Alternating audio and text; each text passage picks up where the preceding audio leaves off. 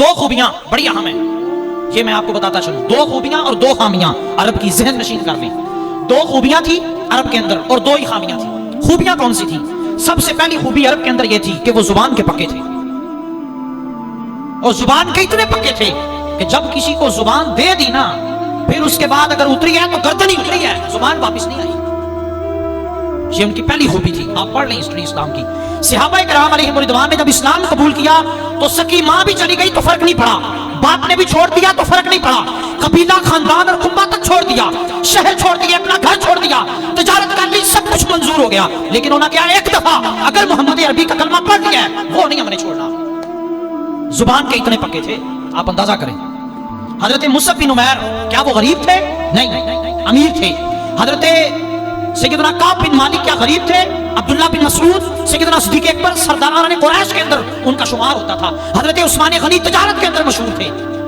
بھائی غریب نہیں سنا ہے کہ چلو جی ایسی پیسے کی کمی ہے تو اسلام ہی قبول کر لیں، بھائی نہیں۔ جس کو آج ہم اپنے معاشرے کے اندر بڑی بڑی سامی کہنے ہیں نا، یہ وہ لوگ تھے جنہوں نے اسلام قبول کیا، اور پھر اسلام قبول کرنے کے بعد انہوں نے کہا بس بھائی زبان دے دی سرور کائنات کو، اب یہ زبان کبھی واپس نہیں آئے گی۔ اچھا، اس میں مرد کیا اور عورتیں کیا، سب کا یہی لیول تھا۔ ایمان کا جو لیول سب کا یہی تھا، خواہ وہ مرد ہے یا عورت ہے، اسلام قبول کر لیا پھر پیچھے نہیں ہٹے۔ آپ پڑھ لیں حضرت سیدنا عمر فاروق رضی اللہ عنہ کے ایمان لانے کا جو واقعہ وہ ایسے ہی ہے۔ آپ نے اپنی ہمشیرہ کو بڑا مارا، اس کے باوجود بھی انہوں نے کہا عمر اس جسم کے ٹکڑے ٹکڑے ہو سکتے ہیں لیکن محمد عربی کا دین نہیں چھوڑا جا سکتا۔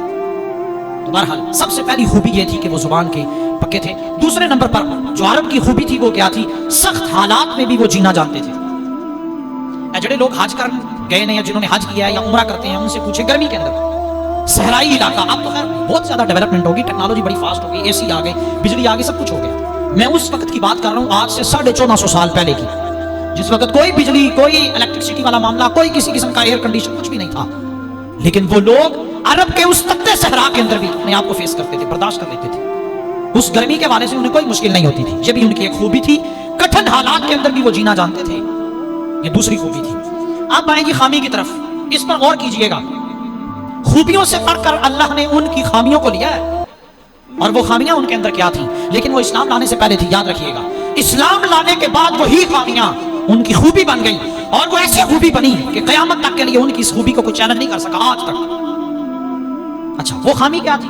سب سے پہلی خامی یہ تھی کہ وہ آپس میں لڑتے تھے، جو پہلے بھی میں نے عرض کیا ہے۔ اخلاقی اور سماجی جو ان کا مسئلہ تھا وہ یہ تھا، آپس میں ایک دوسرے کے ساتھ لڑتے رہے اور سالوں تک وہ جنگ جاری رہی۔ اوس اور خزرج کا معاملہ آپ کے سامنے ہے، صدیوں تک ان کی جو ہے وہ لڑائی چلتی رہی، لیکن حضور علیہ السلام کی ذات آئی، یہ جو ان کی خامی تھی نا آپس میں لڑنے کی، اسی کو اڈاپٹ کر لیا گیا، اسی کو لیا گیا اور کہا کہ نہیں، تسی آپس نہیں لڑنا، رحماء بینہم، تم آپس میں رحم دل، اسی خوبی کو لے لیا۔ اثار اور مہاجر، کیا انداز اپنا دیا پھر نبی علیہ السلام نے، ایسی تربیت کی ان کی کہ وہ آپس میں ایک دوسرے پر جان نشاور کرنے لگے۔ انہوں نے کہا نہیں بھئی، اسی آپس میں دشمنی نہیں ہے، دشمنی ہماری تو کفر کے ساتھ ہے، دشمنی ہماری تو اس بندے کے ساتھ ہے جو اللہ رسول کا دشمن ہے، آپس میں تو ہم بھائی بھائی ہیں۔ یہ پہلی خامی جو اسلام لانے سے پہلے تھی۔ دوسری خامی، یہ ان پڑھ لوگ تھے، پڑھے لکھے نہیں تھے، اور آج عربی اپنے آپ کو کیا کہتے ہیں؟ آج عربی یہ کہتے ہیں کہ ہم جیسا فصاحت اور بلاغت والا کلام کوئی جانتا ہی نہیں، جس طرح کی ہم بولی بولتے ہیں ویسی بولی بول ہی نہیں سکتا۔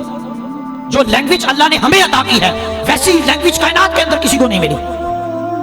آپ اندازہ کریں، جتنی وسیع، جتنی فصاحت اور بلاغت والی لینگویج عربی ہے، دنیا کے اندر کوئی زبان نہیں ہے۔ آپ اندازہ کریں، یہ وہی ان پڑھ لوگ ہیں، یہ وہی لوگ ہیں جن کو آتا جاتا ہی کچھ نہیں تھا، یہ وہی لوگ تھے جو آپس میں ایک دوسرے کو مارتے تھے، یہ وہی لوگ تھے جن کو اٹھنا بیٹھنا اور چلنا پھرنا ہی نہیں آتا تھا، جن کے اندر ایٹیکیٹس ہی نہیں تھے، جن کے اندر تہذیب اور تمدن ہی نہیں تھا۔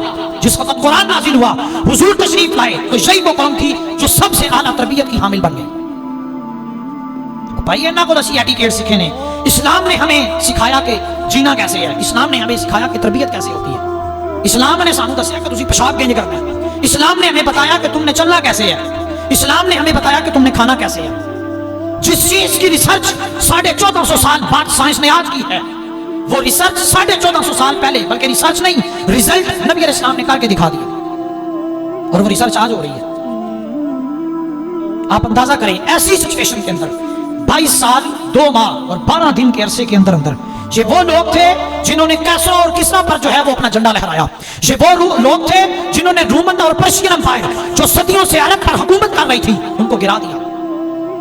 اور جن کو کوئی سمجھتا ہی نہیں تھا کہ یار اے لوگ جنگ کریں گے ساڑھے نا, یہ وہ لوگ ہیں جو ہم سے لڑیں گے, ہماری تو صدیوں تک حکومت ہے. یہ وہ لوگ تھے جن کے اندر پھر خالد بن ولید پیدا ہوئے.